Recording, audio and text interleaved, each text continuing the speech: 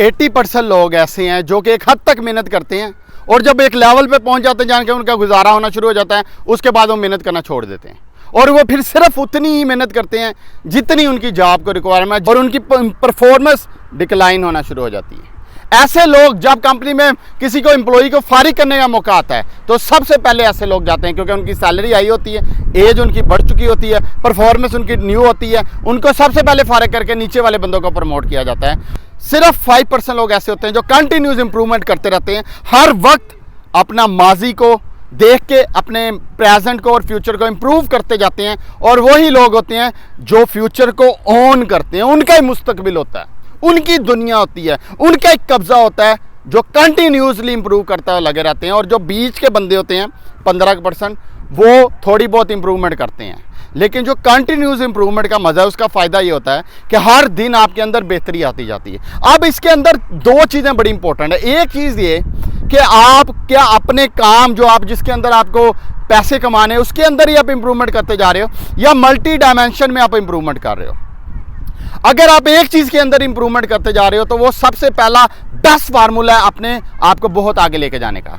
उस फील्ड के अंदर जो भी आपकी फील्ड है उसी के अंदर अगर इंप्रूवमेंट करते जा रहे हो तो आप ऑब्वियसली आप उसके अंदर बहुत आगे निकल जाते हो, पैसे भी बहुत कमाते हो। अगर मल्टी डायमेंशन इंप्रूवमेंट कर रहे हो तो मल्टी डायमेंशन इंप्रूवमेंट के भी आपकी पर्सनल लाइफ, मेंटल लाइफ, बाकी सारी चीज़ों में बहुत ज़्यादा बेनिफिट होता है। लेकिन ज़रूरी नहीं कि उस स्पेसिफिक फील्ड के अंदर आप बिल्कुल मास्टर बनो, क्योंकि आप जब हर चीज़ में पंगे लेते हो ना तो वो एक चीज़ के अंदर एक्सपर्ट नहीं बनते। फिर आप हर चीज़ में हो सकता है आप बेहतर हो जाओ, लेकिन उस एक चीज़ के अंदर जो उससे कमाई आपने करनी थी, जो अर्निंग आप कमा सकते थे, वो आप नहीं उस तरह से कमा सकते। मिसाल के तौर पे एक बंदा है जो रियल स्टेट का काम करता है, अगर वो रियल स्टेट में इंप्रूव करते जाए अपनी पूरी अंडरस्टैंडिंग, तो रियल स्टेट का बादशाह बन जाएगा वो एक दिन, क्योंकि हर दिन वो इंप्रूवमेंट करता जा रहा है अपने अंदर चीज़ों के अंदर। लेकिन अगर वो रियल स्टेट में भी करे, सोशल मीडिया में भी करे, उसमें भी वो चीज़ें कहीं ना कहीं बेनिफिट तो देंगी उसको, लेकिन कोई एक बंदा ऐसा होगा जो ऑलरेडी वो एक ही चीज़ पे मेहनत करके उसे इंप्रूव करता करता उस चीज़ का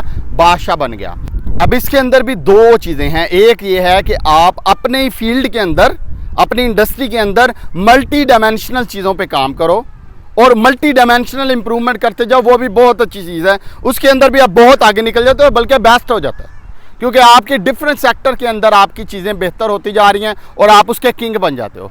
लेकिन अगर आप सेक्टर ही चेंज करो, यानी एक सेक्टर में इधर भी आप इंप्रूव कर रहे हो, दूसरे सेक्टर में इधर भी इंप्रूव कर रहे हो, तो वो मुश्किल हो जाता है, चैलेंजिंग होता है आपके लिए दोनों को कोप करना, दोनों की स्किल को मास्टर करना, ना आप इधर के ना उधर के, बिल्कुल मिडल अर्निंग करती हो आप इधर। और अर्निंग की पीक पे जाने के लिए आपको बिल्कुल टॉप के 5% में लोगों में होना पड़ता है, और टॉप के 5% लोगों में होने के लिए आपको फोकस बड़ा ज़रूरी चाहिए होता है। और फोकस आप तभी कर पाते हो जब वो एक ही डायमेंशन में उसकी मल्टी स्किल्स, मल्टी उसके जो एक ही डायमेंशन के मल्टी एंगल हैं उनके अंदर आपने अपनी इंप्रूवमेंट किया। यानी अगर आप सीईओ बनना चाह रहे हैं, अकाउंटिंग अच्छी हो, मार्केटिंग अच्छी हो, सेल अच्छी हो, आपकी आईटी की एडमिनिस्ट्रेशन अच्छी हो, आपकी ओवरऑल स्किल अच्छी हो, एक ही स्किल के अंदर, एक ही चीज़ के अंदर मल्टी डायमेंशन, एक ही सेक्टर के अंदर आपने इंप्रूवमेंट किया, आप बेहतरीन हाईली पेड सीईओ बन जाओगे। मल्टी डायमेंशन जो चीज़ें हैं वो एक ही सेक्टर में होनी चाहिए, ना कि मुख्तलिफ सेक्टर में मल्टी डायमेंशन नहीं होनी चाहिए।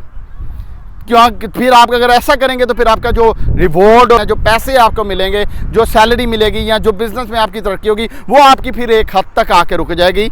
और क्योंकि मैं आपको बताऊं, जो मिडल एवरेज लोग होते हैं उनके ऊपर एक तय होती है अबव एवरेज की। बहुत सारे लोग एवरेज और मिडल एवरेज के दरमियान बिल्कुल स्विंग होते रहते हैं और उससे ऊपर इसलिए नहीं जा पाते क्योंकि उनका फोकस्ड एक स्किल के ऊपर उन्होंने नहीं किया होता। उसको उस जो दीवार उसको फाड़ के आगे ऊपर निकल के वो 5% 1% लोगों के में जाने के लिए आपका बहुत ही ज़्यादा फोकस और बिल्कुल डायरेक्शन एफर्ट में आपको एफर्ट लगानी पड़ती है, और फिर आप बिल्कुल बहुत सारे पैसे कमाते हो। अपना बहुत सा ख्याल रखें। कोई कमेंट हो ज़रूर बताइएगा। Thank you so much.